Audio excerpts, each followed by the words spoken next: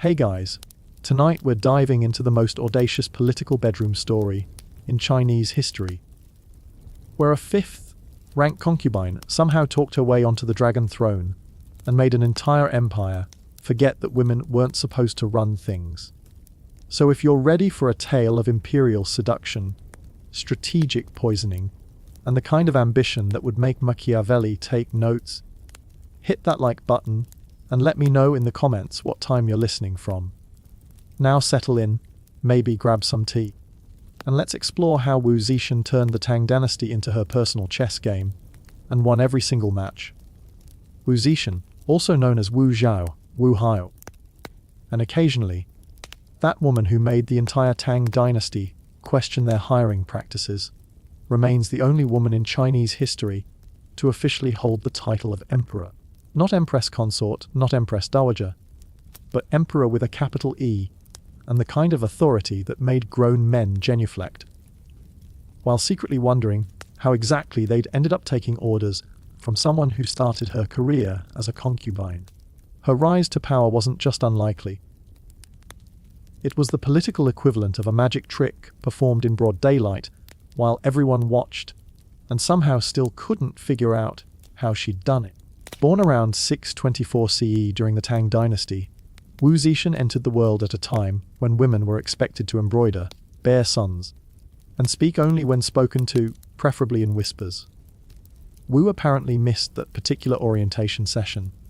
From her earliest years, she displayed the kind of sharp intelligence that made tutors nervous, and the kind of ambition that would have been impressive in a man, and was downright terrifying in a woman. Her father, Wu Shihuo, was a successful timber merchant who had the foresight to give his daughter an education, probably thinking it would make her a more interesting dinner companion. He had no idea he was creating a political mastermind who would one day rule the largest empire on earth. The Tang court in the 6030s was a place where beauty, wit, and strategic thinking could take you places, assuming you were male. For women, the career path was considerably more limited: marry well, produce heirs, and try not to get poisoned by jealous rivals. Wu Zetian looked at this system and decided it needed some creative reinterpretation. At 14, she was selected as a concubine for Emperor Taizong, one of China's greatest rulers, and a man who collected beautiful women, the way some people collect stamps. The imperial harem wasn't exactly a nunnery, but it operated under strict rules, elaborate hierarchies, and the kind of sexual politics that would make modern workplace drama look like a children's tea party. Wu entered the Forbidden City as a fifth-rank concubine, which in harem terms meant she was somewhere between noticed by the emperor occasionally and might get invited to imperial poetry readings if someone more important got sick. The ranking system in the imperial harem was more complex than medieval European feudalism and considerably more deadly. First-rank concubines lived in luxury and wielded real influence. Fifth-rank concubines got decent rooms and the opportunity to spend most of their time hoping for promotion while avoiding the kind of palace intrigue that tended to end with mysterious illnesses or convenient accidents. Most women in Wu's position would have focused on catching the emperor's eye through traditional means, exceptional beauty, refined manners, or the kind of submissive charm that made powerful men feel even more powerful. Wu Zetian took a different approach. She studied. While other concubines practiced calligraphy and flower arrangement, Wu learned about government, military strategy, and the art of reading people's ambitions like an open book. She understood that in a world where women were valued primarily for their reproductive capabilities, knowledge was the only currency that couldn't be taken away by age, politics, or the whims of imperial favor. Emperor Taizong was impressed by Wu's intelligence, but more in the way one might be impressed by a particularly clever pet. He gave her access to his library and occasionally asked her opinion on poetry, but their relationship remained relatively formal. Wu was smart enough to know that being the emperor's intellectual companion was better than being invisible, but she also understood that Taizong saw her as an amusing anomaly rather than a serious political asset. She bided her time, learned everything she could about court politics, and watched other concubines rise and fall based on the emperor's changing moods and the Byzantine dynamics of harem hierarchy. The palace was a world unto itself, with its own laws, customs, and survival strategies. Concubines formed alliances, traded favors, and engaged in the kind of sophisticated political maneuvering that would have impressed Machiavelli. Wu quickly learned that in this environment, traditional feminine virtues were less important than the ability to read power dynamics, anticipate threats, and position yourself strategically for whatever changes might come. She made friends carefully, enemies reluctantly, and always kept several backup plans in case her current strategy stopped working. When Emperor Taizong died in 6049, Wu faced the same fate as most imperial concubines, a life of religious service in a Buddhist monastery, which was the Tang dynasty's polite way of saying, "Thank you for your service, now please disappear forever." For most women, this represented the end of any hope for power, influence, or really anything beyond a lifetime of prayer and meditation. Wu Zetian looked at this mandatory retirement plan and decided it needed some revisions. Before entering the monastery, Wu had caught the attention of Lai Zhai, Taizong's ninth son, who would soon become Emperor Gozong. This was technically scandalous, as imperial protocol strictly forbade relationships between a deceased emperor's concubines and his heirs. But Wu had never been particularly concerned with technical scandals when they interfered with her long-term career goals. Lai Zhai was weak where his father had been strong, indecisive where Taizong had been commanding, and exactly the kind of ruler who might benefit from having a very smart woman whispering strategic advice in his ear. Wu spent less than a year in the monastery before Gaozong arranged for her return to court, ostensibly as a low-ranking concubine, but actually as his secret political advisor and increasingly obvious romantic interest. This move raised eyebrows throughout the court, partly because of the impropriety, and partly because everyone could see that Wu was rapidly becoming far more than just another imperial mistress. She had the new emperor's ear, his trust, and increasingly, his complete dependence on her judgment in matters both personal and political. The existing Empress Wang, who had held her position through traditional means and expected to continue doing so through equally traditional methods, suddenly found herself competing with a woman who played by entirely different rules. Empress Wang was beautiful, well-connected, and properly submissive. Wu Zetian was intelligent, ambitious, and strategic. In a fair fight, Empress Wang might have won, but Wu wasn't interested in fair fights. She was interested in winning. Wu's approach to palace politics was revolutionary in its directness. Instead of working through intermediaries, subtle hints, and the elaborate protocols that governed most court intrigue, she simply made herself indispensable to the emperor. She handled his correspondence, helped him make decisions, and gradually took over many of the day-to-day responsibilities of governance. Jiaozong, who suffered from what modern doctors would probably diagnose as severe headaches or possibly a stroke, increasingly relied on Wu not just for companionship, but for the actual work of running an empire.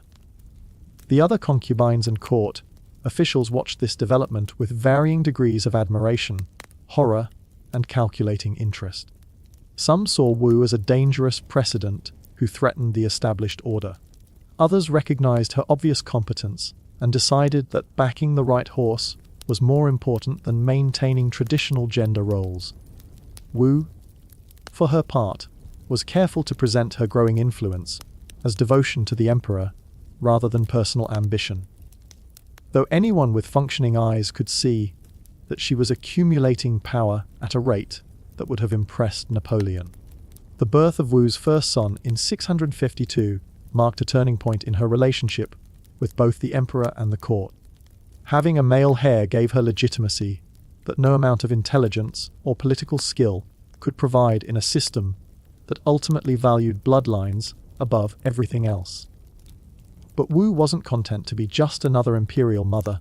hoping her son would eventually become emperor. She wanted power for herself, and she was willing to be extraordinarily creative about how she obtained it.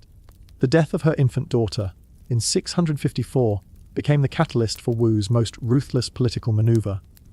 She accused Empress Wang of murdering the child, a charge that was almost certainly false, but served Wu's purposes perfectly. The accusation was impossible to prove or disprove, but it provided exactly the kind of dramatic justification Gyozong needed to depose his existing empress and promote Wu to her position. Whether Wu actually believed Empress Wang was guilty, orchestrated the child's death herself, or simply recognized a convenient opportunity is a question that historians have debated for over a millennium. What's clear is that Wu understood the political value of righteous anger and knew how to use personal tragedy for maximum strategic advantage. The elimination of Empress Wang wasn't just about removing a rival.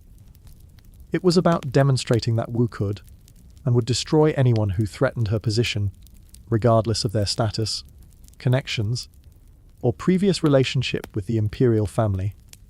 Wang and her ally, Consort Xiao, were stripped of their titles, imprisoned, and eventually executed in a manner that was both legally justified and personally satisfying to Wu. The message to the rest of the court was unmistakable. The rules had changed, and Wu Zetian was now writing them. As empress, Wu had official status that matched her unofficial influence. But she wasn't satisfied with being the power behind the throne. She wanted to be the power on the throne. This ambition required a level of political sophistication that would have challenged experienced male rulers, let alone a woman operating in a system designed to exclude her from formal authority. Wu approached this challenge with characteristic directness. She made herself so essential to the functioning of government that removing her would have been tantamount to governmental suicide. Emperor Gaozong's health problems, which may have included strokes, severe headaches, or other debilitating conditions, provided Wu with the opportunity she needed. As his condition worsened, she gradually took over more and more of his responsibilities, always presenting her actions as temporary measures to help her ailing husband. Court officials who might have objected to a woman wielding imperial authority found it difficult to argue against practical necessity, especially when Wu demonstrated that she was considerably more competent than many of her male predecessors. Wu's governance style was notable for its efficiency and pragmatism. She simplified bureaucratic procedures, promoted officials based on merit rather than family connections, and generally ran the empire with the kind of competent professionalism that made her political opponents look petty for objecting to her methods. She also understood the importance of public relations in a way that many rulers missed entirely.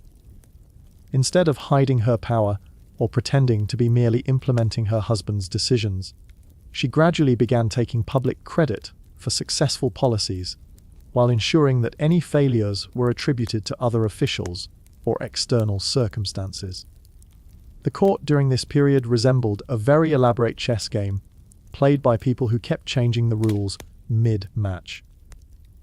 Traditional officials who had expected to inherit power based on family connections and conventional career paths found themselves competing with Wu's appointees, many of whom were chosen for their competence rather than their bloodlines. This created a new class of officials who owed their positions to Wu personally, giving her a power base that was independent of traditional aristocratic networks. Wu's approach to handling opposition was characteristically direct. Rather than engaging in the subtle maneuvering that characterized most court politics, she simply removed threats through legal channels whenever possible and extra legal ones when necessary. Her secret police network, which rivaled anything developed by later authoritarian rulers, kept detailed files on potential opponents and had a remarkable ability to discover treasonous plots just before they could be implemented. Whether these plots were real or manufactured is another question historians debate, but the practical effect was that opposing Wu became an extremely hazardous career move. The transformation of Wu from empress consort to de facto ruler happened gradually enough that many people didn't notice until it was complete. She handled diplomatic correspondence, made military appointments, and issued imperial decrees, all while maintaining the fiction that she was simply helping her increasingly incapacitated husband. This gradual assumption of power was politically brilliant because it avoided the kind of dramatic confrontation that might have united her opponents, while establishing precedents that would be difficult to reverse once Gaozong died. Gaozong's death in 683 should have marked the end of Wu's formal political career. According to traditional succession laws, power should have passed to their son, with Wu retiring to the role of Empress Dowager, which would have given her influence, but not authority. Wu looked at this arrangement and decided it needed some modifications. Instead of stepping aside, she declared herself regent for her son Zhongzong, effectively continuing her rule under a different title. When Zhongzong showed signs of wanting to actually govern independently, Wu had him deposed and replaced with his more compliant younger brother, Ruzong. This move represented the crossing of a significant line. Deposing one emperor might be justified as protecting the dynasty from an incompetent ruler. Deposing two suggested that Wu was more interested in maintaining her own power than in preserving traditional succession patterns. The court response was immediate and divided. Some officials, particularly those who owed their positions to Wu, supported her actions as necessary for governmental stability. Others began organizing what would become a series of increasingly desperate attempts to restore traditional imperial authority. Wu's handling of these rebellions demonstrated both her political skills and her willingness to use extreme measures when necessary. The revolt led by Li Jingyi in 684 was suppressed with efficiency that would have impressed Stalin, and the subsequent purges eliminated not just the rebels, but anyone who might have been thinking about rebellion. Wu's secret police network, which had been primarily an intelligence gathering operation, evolved into something resembling a modern totalitarian state security apparatus, complete with informants, show trials, and the kind of creative interrogation techniques that made opposing the government a literally life-threatening proposition. But Wu understood that fear alone was insufficient for long-term political survival. She also needed to provide competent governance that justified her unprecedented position. Her administrative reforms streamlined government bureaucracy. Her military appointments proved generally successful, and her economic policies promoted trade and prosperity. She expanded the imperial examination system, which allowed men from non-aristocratic backgrounds to enter government service based on merit rather than family connections. This not only improved the quality of imperial administration, but also created a new class of officials who owed their careers to Wu's reforms rather than to traditional power structures. The period from 684 to 690 represented Wu's most creative phase in terms of political innovation. She couldn't claim imperial authority through traditional means, so she invented new ones. She promoted Buddhism as an alternative to Confucian orthodoxy, partly because Buddhist teachings were less explicitly opposed to female authority, and partly because supporting religious innovation allowed her to position herself as a divinely inspired ruler rather than merely a usurper. She commissioned new translations of Buddhist texts, built impressive temples, and generally presented herself as a patron of spiritual enlightenment rather than just another power-hungry politician. Wu's use of religious authority was particularly sophisticated. She arranged for the discovery of ancient Buddhist texts that predicted the rise of a female ruler who would bring peace and prosperity to China. These texts, which were almost certainly written by Wu's supporters, rather than ancient sages, provided religious justification for her rule that was difficult for traditional Confucian scholars to dispute without challenging the authority of religious literature generally.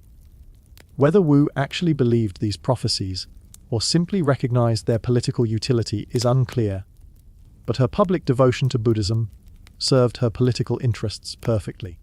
The establishment of the Zhou dynasty in 690 marked Wu's complete transformation from concubine to emperor. She didn't just take imperial authority, she founded an entirely new dynasty with herself as its first ruler. This wasn't just politically audacious, it was historically unprecedented.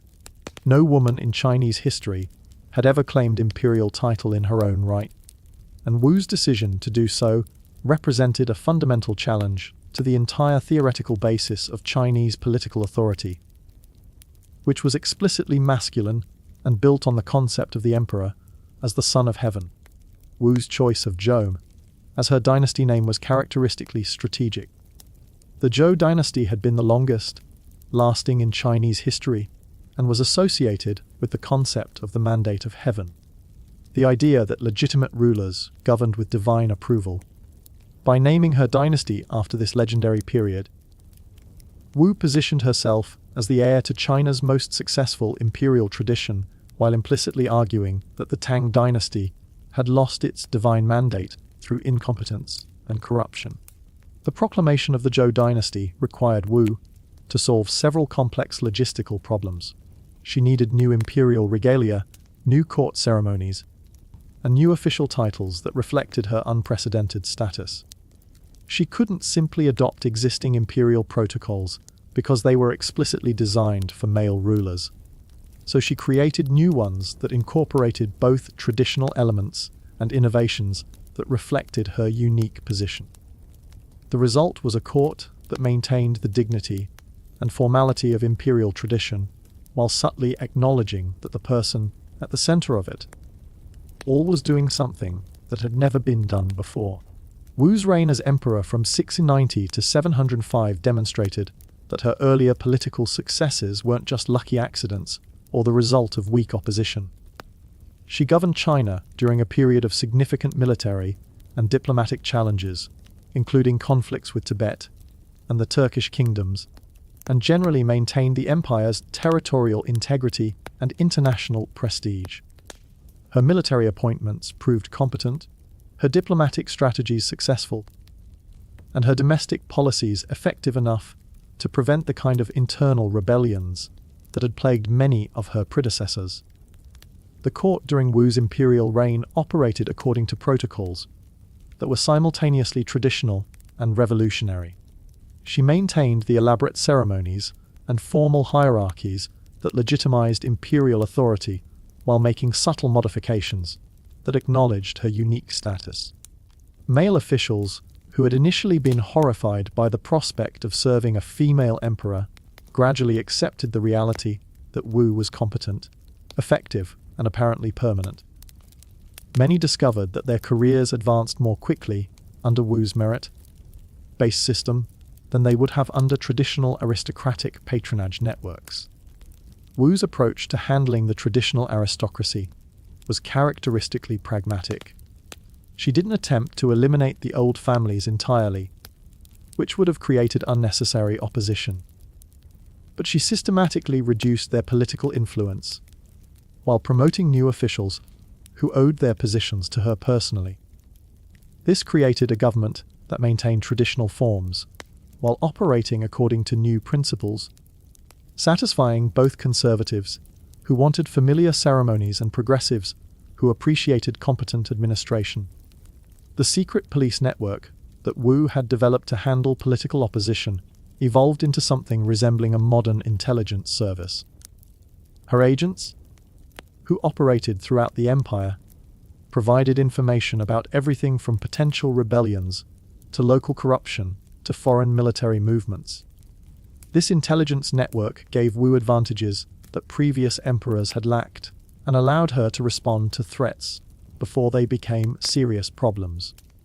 The downside was that the constant surveillance created an atmosphere of paranoia that affected even loyal officials. But Wu apparently considered this a reasonable price for political security. Wu's domestic policies during her imperial reign reflected both pragmatic governance and personal conviction. She continued expanding the examination system, which allowed talented men from modest backgrounds to enter government service based on intellectual ability rather than family connections. She promoted religious tolerance, supported artistic and literary development, and generally pursued policies that encouraged economic growth and social stability. Her tax policies were moderate. Her public works projects useful rather than purely ceremonial, and her legal reforms generally improved the efficiency of imperial justice. The international situation during Wu's reign required considerable diplomatic and military skill. The Tang Empire's traditional enemies remained active, and Wu had to maintain Chinese territorial integrity while dealing with the reality that many foreign rulers were uncertain about negotiating with a female emperor. Her solution was to combine traditional diplomatic protocols with personal innovation, sending envoys who emphasized both her imperial authority and her commitment to maintaining existing treaty obligations. Most foreign rulers eventually decided that Wu's gender was less important than her empire's military and economic power. Wu's handling of succession planning revealed both her political sophistication and her fundamental pragmatism. She understood that her unprecedented reign created precedential problems that could destabilize the empire after her death, but she also recognized that attempting to establish a permanent dynasty of female rulers would probably trigger the kind of massive rebellion that could destroy everything she'd accomplished. Her solution was to gradually restore the Tang dynasty, while ensuring that her own achievements would be remembered as legitimate rather than usurpational. The process by which Gu eventually returned power to her son Zhongzong in 705 was characteristically complex. She didn't simply abdicate, which might have suggested that her entire reign had been illegitimate, but instead arranged for what appeared to be a natural transition that acknowledged both her successful governance and the traditional principles of dynastic succession. This required negotiations with court officials, military commanders, and members of the imperial family that were as delicate as any international treaty discussions. Wu's final years demonstrated that she understood the difference between wielding power effectively and clinging to it desperately. Rather than attempting to maintain imperial authority until her death, which might have created a succession crisis that could have torn the empire apart, she orchestrated her own political transition in a way that preserved both her legacy and the stability of Chinese government. This kind of strategic thinking about long-term consequences was rare among rulers who had achieved absolute power through unconventional means. The restoration of the Tang dynasty in 705 marked the official end of Wu's imperial reign, but it didn't erase her influence on Chinese government and society. Her administrative reforms, particularly the expansion of the examination system, continued to shape imperial bureaucracy for centuries. Her approach to merit-based appointments influenced subsequent emperors, and her demonstration that competent governance mattered more than traditional gender roles had long-term effects on Chinese political culture. Even though no other woman would achieve comparable power for another millennium, Wu's death in 705 at approximately 81 years old ended one of the most remarkable careers in political history.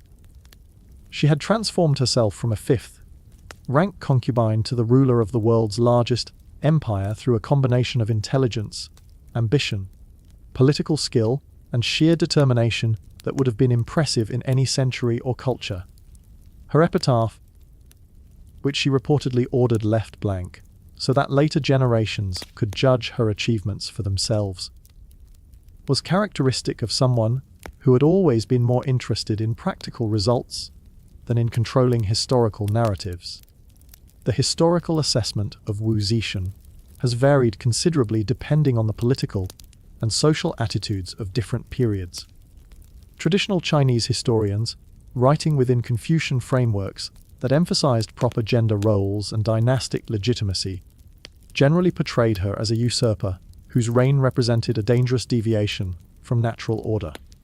Modern historians, with access to more sources and different analytical frameworks, have generally concluded that Wu was an effective ruler whose gender was less significant than her administrative competence and political achievements. Contemporary accounts of Wu's reign, filtered through the biases and limitations of medieval Chinese historiography, provide a complex picture of a ruler who was simultaneously feared and respected by her subjects. Court officials who served under Wu generally acknowledged her competence, while expressing varying degrees of discomfort about the unprecedented nature of her authority. Foreign diplomats and traders who dealt with Wu's government typically focused on practical matters rather than theoretical questions about female rule, suggesting that her gender was less important in international relations than in domestic political discourse.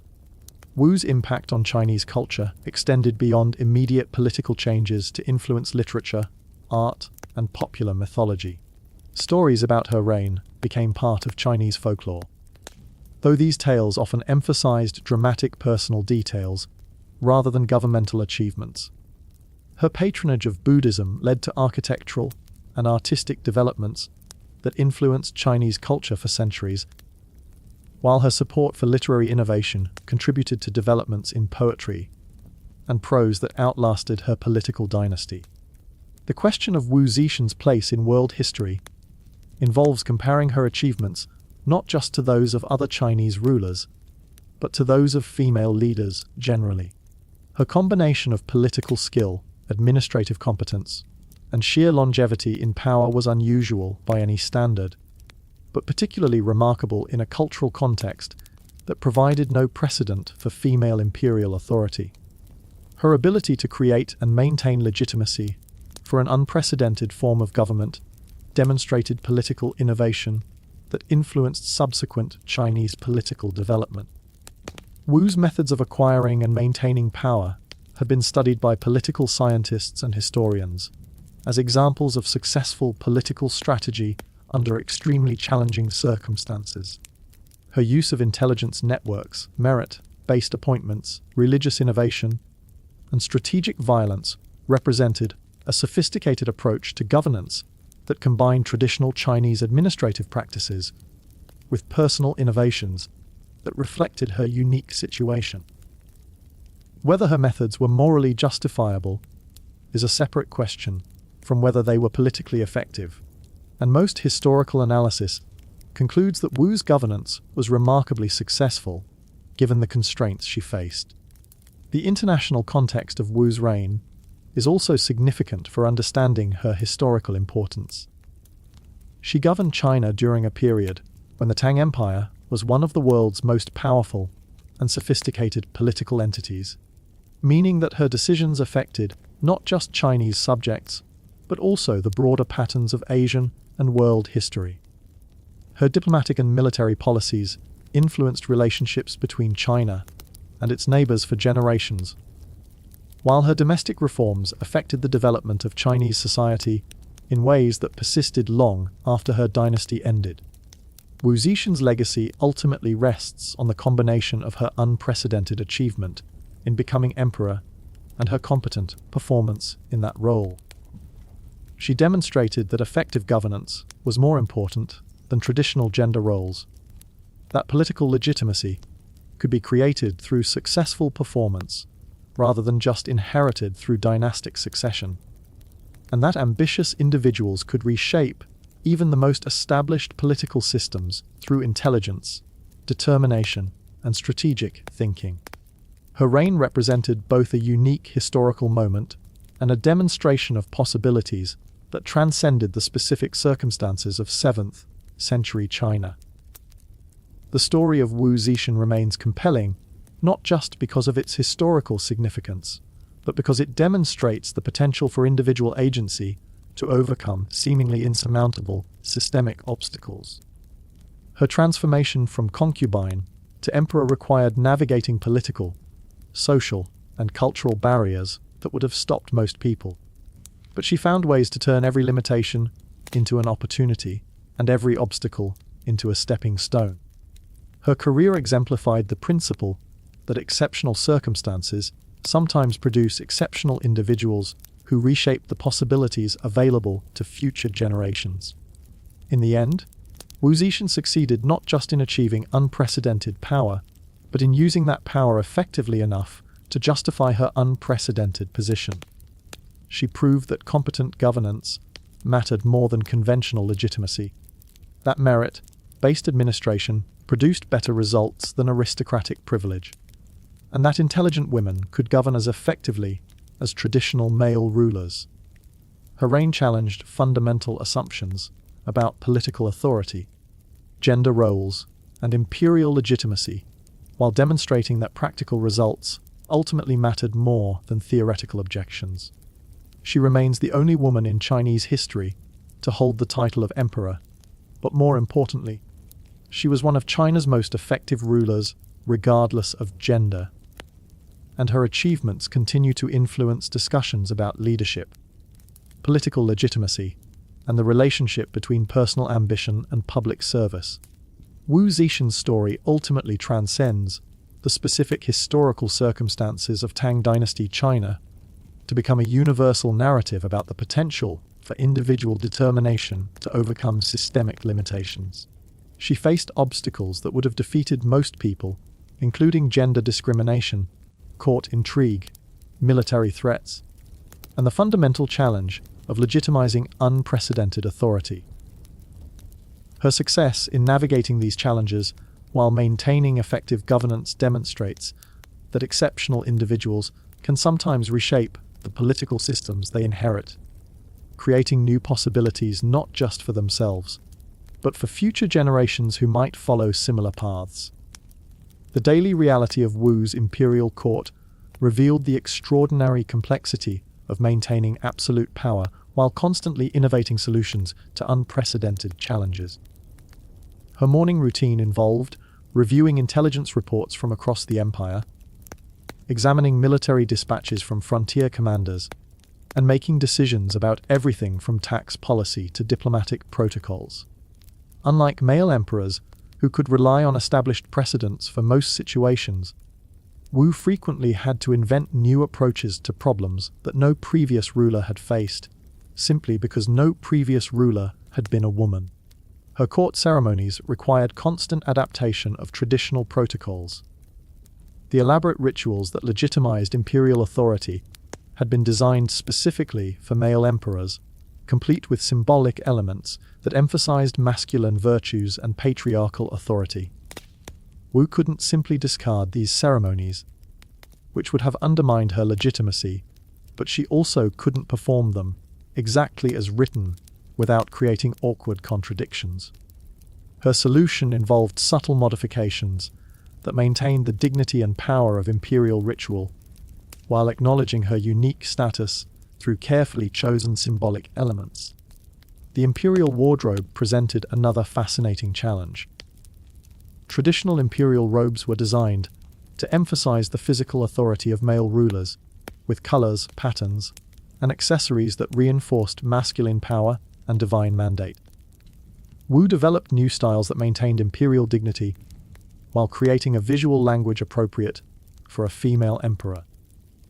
Her clothing choices became political statements that needed to communicate authority without appearing to reject femininity entirely, strength without seeming to imitate masculine models, and innovation without appearing to disrespect tradition. Wu's handling of military affairs demonstrated her ability to maintain authority in areas where gender expectations were most restrictive.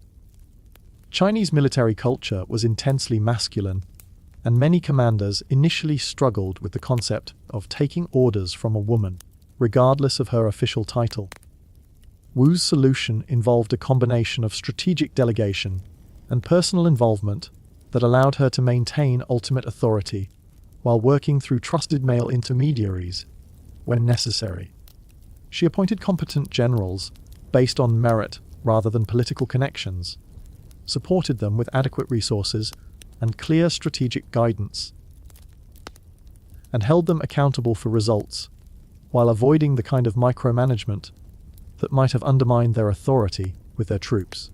Her approach to international diplomacy required similar creativity. Foreign rulers and their ambassadors often arrived at the Chinese court with assumptions about female authority that ranged from confusion to outright dismissal. Wu's diplomatic protocols managed to maintain Chinese imperial dignity while addressing the practical reality that some foreign leaders needed time to adjust to negotiating with a woman. Her diplomatic correspondence, conducted through traditional channels but bearing her personal authority, gradually established her international legitimacy through demonstrated competence rather than theoretical arguments about female rule. The economic policies implemented during Wu's reign reflected her understanding that effective governance required attention to practical details that might seem beneath imperial notice. She personally reviewed tax collection reports, monitored grain storage levels, and maintained detailed knowledge of trade relationships that affected imperial revenues. This kind of hands-on administrative style was unusual for any emperor, but particularly notable for someone whose authority was constantly being questioned and who therefore needed to demonstrate competence in every aspect of governance.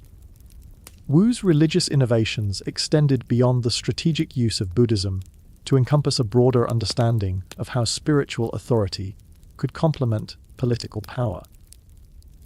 She patronized Buddhist temples and scholars not just for political advantage, but because she recognized that religious innovation could provide alternative sources of legitimacy in a culture where traditional Confucian thought was explicitly opposed to female rule.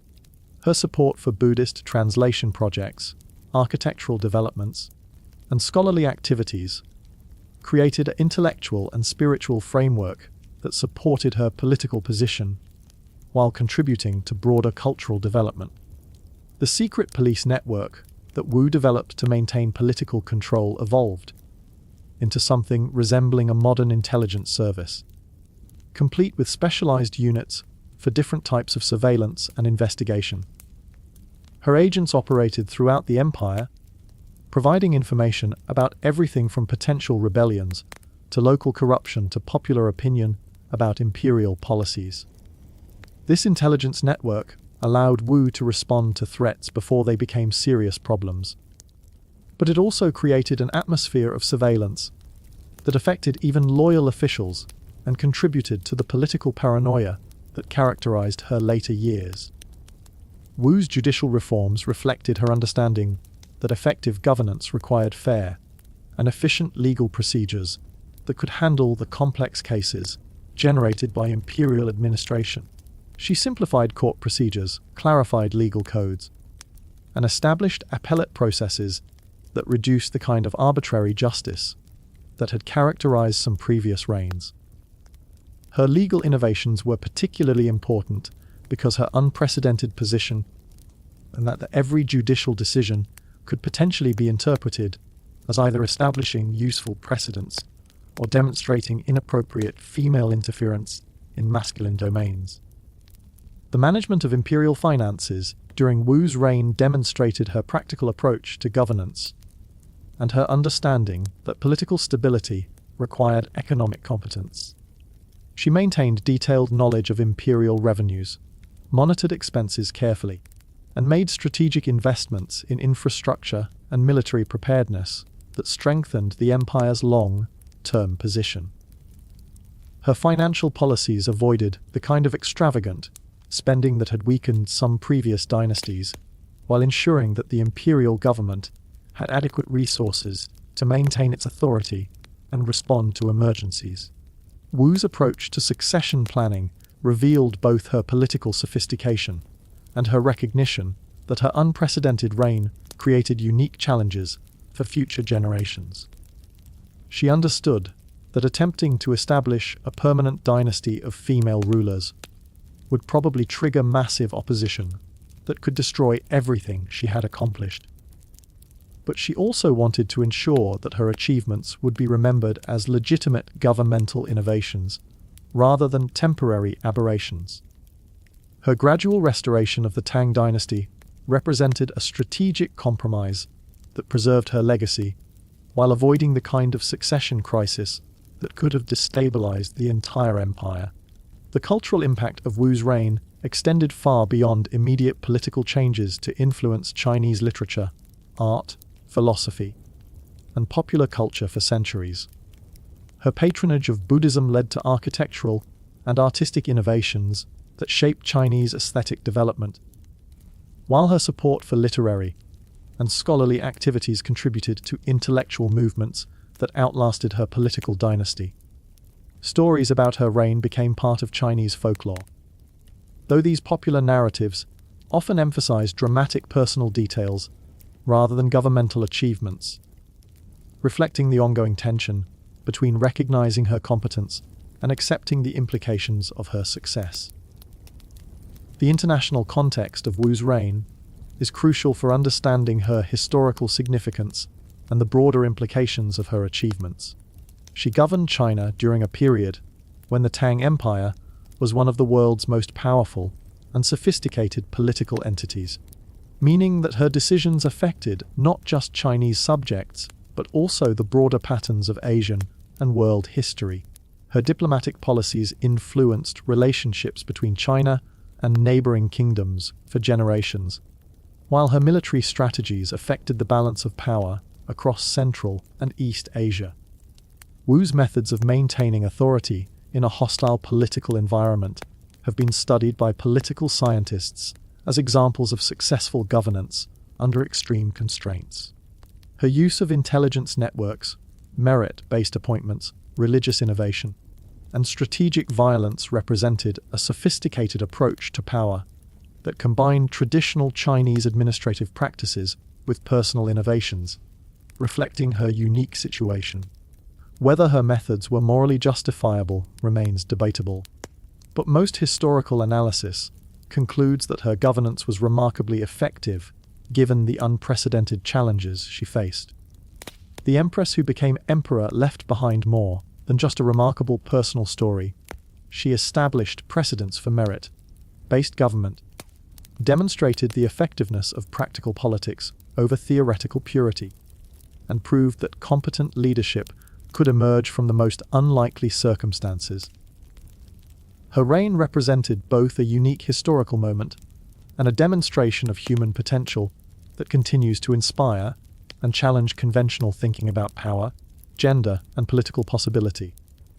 Wu Zetian transformed not just her own circumstances, but the understanding of what was possible within Chinese political culture, leaving a legacy that influenced governance, society, and historical memory for over a millennium after her death, proving that sometimes the most unlikely people can reshape the world through sheer determination, strategic thinking, and the kind of political brilliance that transcends conventional limitations and creates new possibilities for future generations to explore and expand.